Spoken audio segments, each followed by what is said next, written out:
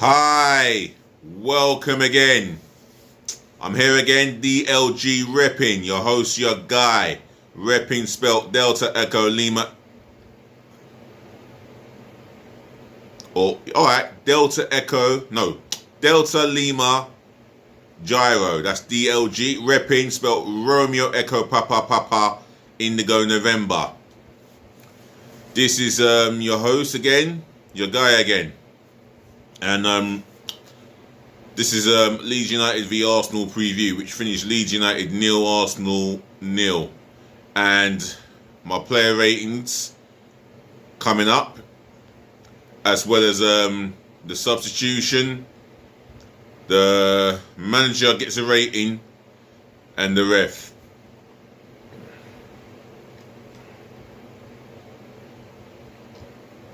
So, Leeds United 0, Arsenal 0. It was not the best first half. Not a good performance at all. I think Leeds shaded it on the ball and with the better chances. They created more chances in the first half than we did. I don't think we had a single shot on target in that first half. If the truth be told. We were woeful in front of goal. Aubameyang had a couple of chances, one on target, and that was in the second half. And in the second half, the start of the second half, Nicolas Pepe. How dumb. How dumb of him to do what he did. But I'm going to be getting onto him in my player rating. We did as well as we can to salvage a point with 10 men. However, the best chance of the game for us was through Bukayo Saka. Instead of going around the goalkeeper, he should have hit it first time on target. Either 1-0 or the goalkeeper makes a save. But instead he tried to go around the goalkeeper, tried to look clever. But the goalkeeper thwarted him with a brilliant save. Other than that, Leeds hit the woodwork not once, not twice, but 3 times. They could have won it 3-0 on another night against 10 men Arsenal. Let's be real. We were poor, piss poor in our performance. And we were lucky to survive a point, the truth be told. Even Nicolas Pepe being on the pitch, we were still lucky to survive a point because we were so piss poor in the performance. Got overrun in midfield. You know, it's like Xhaka and, well, Xhaka. To be fair, Xhaka and Ceballos were not too bad. No, I didn't think there was enough creativity in that midfield at all. All we kept doing is holding the ball back, etc., etc. Holding the ball, keeping it, going backwards with passes. You know, our best performer was Leno, in my view. And without him, if not for him, we would have definitely lost by, well, we could have lost by more than 3-0.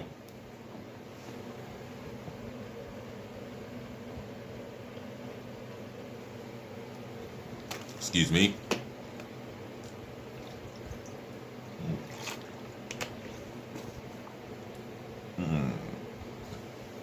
Ow. So, without further ado, let me go into my player ratings. Well, Bird Leno made 3 or 4 outstanding smart saves. Our best performing player on the pitch.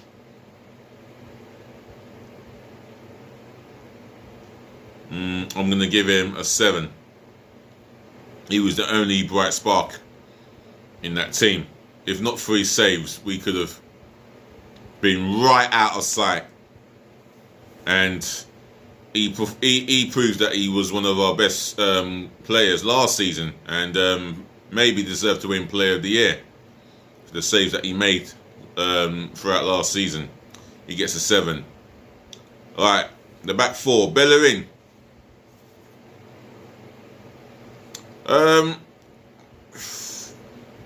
Again, not his best game. He didn't do too badly, but he definitely won his best game for me. I'll give him a standard 5 think he did as well. He did as much as he could defensively, and offensively, I didn't see enough of it in the first half. And the best part of his performance was that amazing run where he brought the ball out from the wing, cut inside, drove, and set up Saka for what could have been possibly the winner if Saka decided to hit it early. Anyway, he gets a standard 5. Rob Holding. I didn't think he did too badly, but again, not good enough for me. Not good enough. I'm going to mark him a standard 5, if I'm being honest.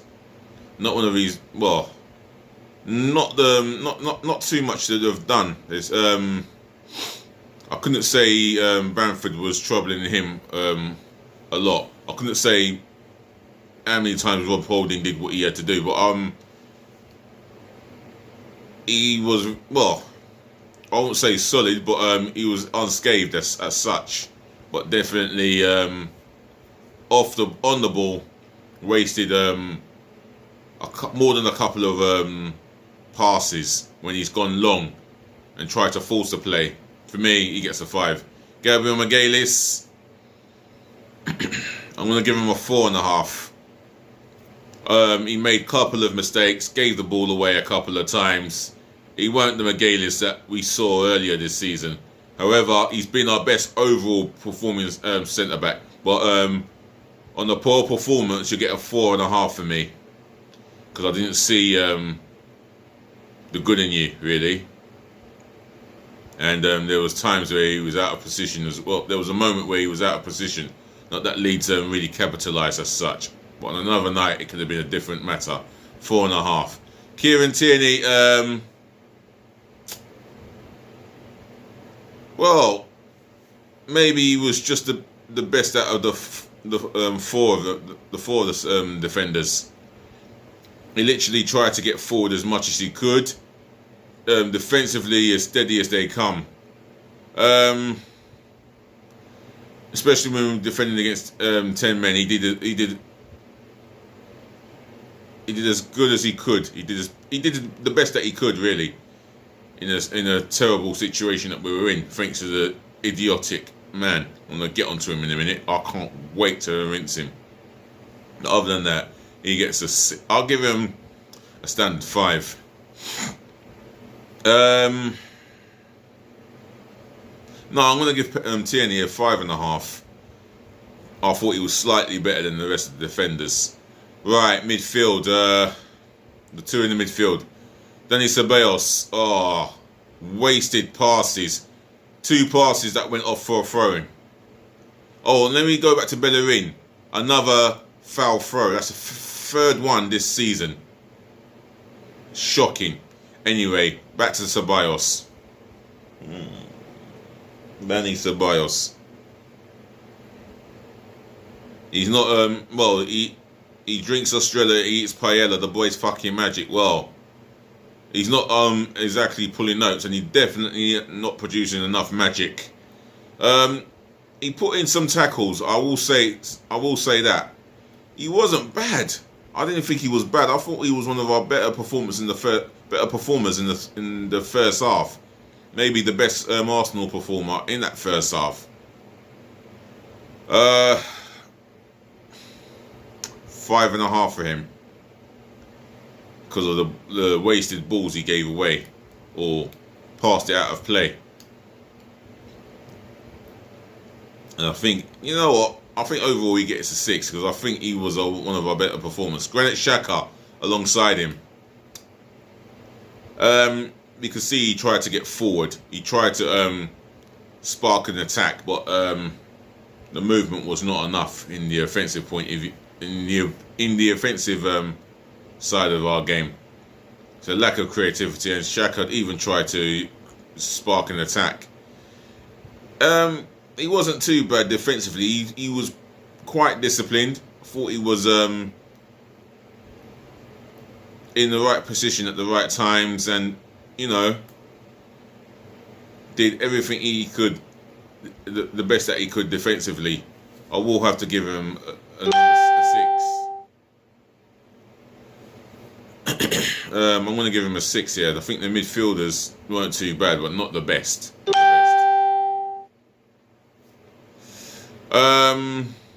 Right. The 3 in front. Nicola Pepe. Fucking 0. I've been waiting to come on to you, you selfish, ignorant, fucking bastard. Yes, you, Nicola Pepe. You bitch and cry and fucking God knows what. Because you're not getting first team football. You're not starting and finishing games. And when Arteta does start you, what do? You get wound up by Alioski and you give him a little headbutt. Alright, he made a meal of it. But you should know fucking better. You've been in the English Premier League long enough. You fucking selfish bastard. Why would you do that? You've not just let the football club down. You've let your teammates down. You've let yourself down. But the biggest letdown of all is the fucking fans all over the world. You just had to be a silly cunt. What's wrong with you? Are you dumb? You didn't even look fucking sorry when you were walking off the pitch. When the referee showed you the red card. Didn't even look fucking sorry. And that's what fucks me off the most. You fucking arrogant, selfish bastard. Fuck off for 3 games. You can have 3 games to fucking think about your actions. I hope you apologise to your teammates. You know what? You should apologise to the club and make sure you apologise to the fans. We want a fucking apology. In fact, handwritten fucking apology. Cunts. Have a fucking 0 from me. On the other side, Willian. Again, another piss poor performance. Nothing. He offered us very little. I'm going to give him a 2. He's been dog shit ever since the Fulham game. That was his best performance. Other than that, he has been fucking dog shit. I don't know what he offers us. He doesn't... You know what? Looking at Willian, I'm going to give him a 3. There was a moment where he skinned Luke Ayling, but what did he do? The end product was so shit. He tracked back and worked as hard as he could to help out Tierney, but that's the minimum requirement. I expect a lot more for someone who has done a lot in English football. For Chelsea, especially. And a Brazilian international. I expect a lot more. 3. Man in the middle, Joe Willock. Now, with him running with the ball, I haven't got a problem with him. Running with the ball, taking defenders on. But his end product seems to let him down. The final ball, in terms of his killer pass, it lets him down. And decision making as well. Again. Sorry, Joe Willock. You had your opportunity, but it's a 4 out of 10 from me. Aubameyang. It is your first game as a lone striker since God knows when. You had a couple of efforts. The first effort was so fucking shit. Poor technique. Poorly executed. The effort in the first half. And the second one, weak as piss, mate. Fucking hell. What conviction did you get on that? It would never trouble the goalkeeper. I'll just give you a 4.5. At least you livened up a bit, but your first touch was atrocious again. Yeah, getting the ball and holding it up was just not. It's just not one of your best attributes. You can have a 4.5 for me. Right, the substitutions. Well, Nicolas Pepe got sent off, so we obviously didn't bring a sub. Bukayo Saka. he had our best chance of that game, our best chance, and he really screwed that one up. All he had to do is fucking hit it first time, and who knows? Hits it first time on target. It's either 1-0 or the goalkeeper makes a save. One of the two has to happen. But like I said, he went around the goalkeeper to be clever. Yeah, he's one of our brightest sparks as a substitution. I'm going to give him a 6. No, I'm going to give him a standard 5. Who was the other one? No, Eddie Nketiah. He would have loved to have come on, but that probably went out the window, meaning in the plan, thanks to his selfish teammate. I'm not going to cuss him because I gave him a massive 0. Who came on? Ooh, who came on? Not Lacazette.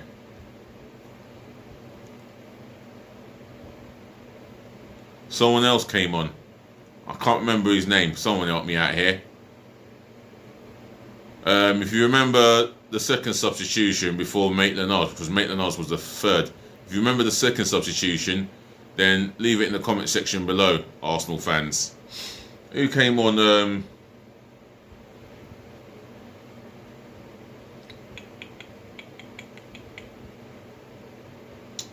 Who came on? I know it wasn't Kolasinac, obviously. He's self-isolating with Nani. Oh, who came on? Someone came on in the midfield. Joe Willock came off for Saka. I know that. Reece Nelson, he came on for someone. Can't remember who it was exactly. It might have been Willian. Reece Nelson. His set piece delivery is so shocking. Just fucking shocking. He had more than enough minutes to make an impact, and I didn't really see that spark, really. Yeah, I can't remember. I'm going to give him a 4 for making some effort. At least he tried to make an effort to get Arsenal going. But his set-piece deliveries are so shit. He's got to improve in that. So I'm going to give him a little 4.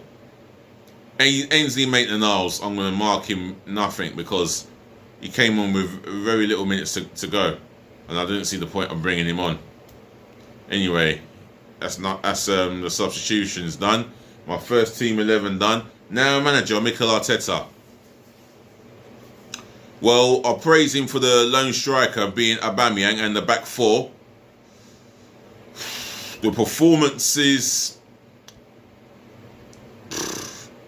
just below average, and it lacked creativity. And the sooner he gets a creative midfield player, the better for Arsenal. For me, I'm going to give him a 4.5. You know. No, do I give him a 4? No, I'm going to give him a 6. He did what he did. He did what he had to do. He picked the starting 11. He managed well on the touchline, as he does. That's the minimum requirement, as far as I'm concerned. He picked the best 11 that he could have possibly picked. But some cunt let him down. I'm not going to begin to mention his name. He's going to remain nameless. However, I'm going to give him a 6. The ref, I'll give the referee. You know what? I'm going to give the referee a 7. I don't believe I've marked a referee as high as 7 ever on my podcast since I've been doing it over 10 months ago. But this referee got it right. He went to the VAR monitor, had a good look, and he had to follow the letter of the law and send off that selfish bastard. Selfish, ignorant bastard. So for me, yeah, he gets a 7. So that concludes my player ratings, my manager, and the ref. Other than that, It's a disappointing performance. The result, well, we could only get a draw out of it by setting up defensively, or unless we hit them on a soccer punch and get the 3 points, which was the case with Bukayo Saka. But I'll take the point. Move on to the next league game. Wolverhampton Wanderers at home, must-win game. Other than that, ladies, to the gentlemen, to the boys, to the girls, thank you for watching, thank you for listening, and thank you so much for putting up with me. I hope to be back this evening because I've got a few things to do. Other than that, I hope you've enjoyed your day and continue to enjoy your day. See you later. Nice.